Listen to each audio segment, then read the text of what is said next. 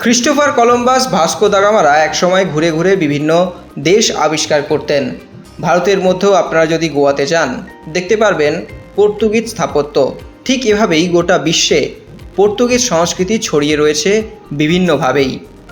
এই যেমন ধরুন, রোনাল্ডো দেশের ফুটবলার পরিত্রাতা হয়ে উঠেছেন কানাডা দেশের, করেছেন নতুন ইতিহাস। काटू क्या अभी काटू? आप नहीं रुक जाए। गेम कोई भी हो, पकड़ मजबूत होनी चाहिए। सीमेंट से पकड़ बनाए मजबूत। SRMB 550D TMT bar। হলিউডের মঞ্চ যেন রূপকথা।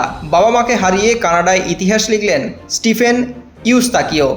কখনো কখনো ফুটবল শুধু একটি খেলা নয়, এটি হয়ে ওঠে জীবনের সবচেয়ে বড় লড়াইয়ের প্রতিচ্ছবি। 2026 ফিফা বিশ্বকাপের লস অ্যাঞ্জেলেস স্টেডিয়ামে কানাডার স্টিফেন ইউস্তাকিও যেন সেই গল্পই লিখলেন। দক্ষিণ আফ্রিকার বিরুদ্ধে ম্যাচ তখন অতিরিক্ত সময়ের শেষ মুহূর্তে। স্কোর লাইন ছিল 0-0। মনে হচ্ছিল ম্যাচ গড়াবে অতিরিক্ত সময়ে। ঠিক তখনই বক্সের বাইরে বল পেয়ে বজ্রগতির একটি শটে গোলরক্ষক রনওয়েন উইলিয়ামসকে পরাস্ত করেন ইউস্তাকিও। মুহূর্তেই বিস্ফোরিত হয় গ্যালারি। ইতিহাস করে প্রথমবারের মতন বিশ্বকাপের নকআউট পর্বে জায়গা করে নেয় কানাডা। কিন্তু এই গোলের পেছনে লুকিয়েছিল বছরের পর বছর জমে থাকা অশ্রু, কষ্ট আর আত্মত্যাগের গল্প। অন্টারিওর লিভিংটনে পর্তুগিজ পরিবারে জন্ম ইউস্তাকিওর। ছোটবেলা থেকেই ফুটবল ছিল তার নেশা। মাত্র 4 বছর বয়সে বল পায়ে যাত্রা শুরু। পরে পরিবারের সঙ্গে পর্তুগাল চলে গিয়ে গড়ে ওঠে তার ফুটবল কেরিয়ার।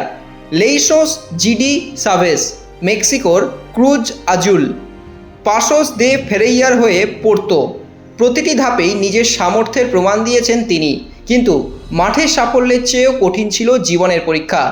2023 সালে ব্রেন ক্যান্সারে মাকে হারান ইউস্তাকিও। 1 বছরের ব্যবধানে হৃদরোগে চলে যান তার বাবাও। একই সময় জন্ম নেয় তার কন্যা বেনেদিতা। একদিকে নতুন জীবনের আগমন, অন্যদিকে বাবা মাকে হারানোর গভীর শোক। এই দুই বিপরীত অনুভূতি নিয়েই এগিয়ে যেতে হয়েছে তাঁকে। বিশ্বকাপে দক্ষিণ আফ্রিকার বিপক্ষে জয়সূচক গোল করার পর আবেগ ধরে রাখতে পারেননি কানাডার অধিনায়ক। তিনি বলেন, আমি যা করি সবসময় আমার পরিবারের জন্য। আমার বাবা মা, আমার সঙ্গী, আমার মেয়ে, আমার ভাই, আমার বন্ধু, সবাইকে নিয়েই আমার এই লড়াই। স্টিফেনের বড় ভাই মাউরো ইউস্তাকিও এক সাক্ষাৎকারে বলেছিলেন, আমাদের বাবা মা আমাদের ডানা দিয়ে গিয়েছেন, এখন উড়ে যাওয়ার দায়িত্ব আমাদেরই। এই একটি বাক্যই যেন দুই ভাইয়ের জীবনের দর্শন হয়ে উঠেছে। স্টিফেন একসময় কানাডার বয়সভিত্তিক দলের হয়ে খেলেছেন, আবার পর্তুগালের অনূর্ধ্ব 21 দলেও ছিলেন। কিন্তু শেষ পর্যন্ত নিজের জন্মভূমি কানাডাকেই বেছে নেন তিনি। 2019 সালে সিনিয়র দলে অভিষেকের পর 2021 গোল্ড কাপ, 2022 কাতার বিশ্বকাপ এবং একের পর এক আন্তর্জাতিক টুর্নামেন্টে দেশের অন্যতম ভরসার নাম হয়ে ওঠেন তিনি।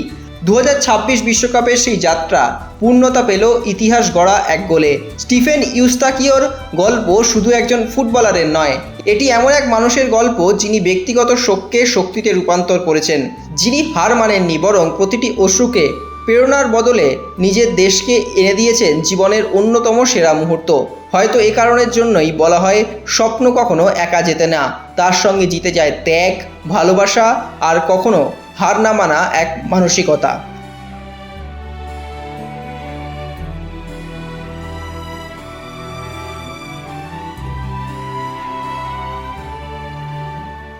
extra time.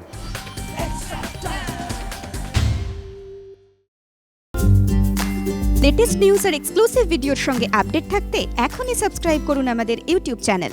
বেল আইকনে ক্লিক করতে ভুলবেন না যেন।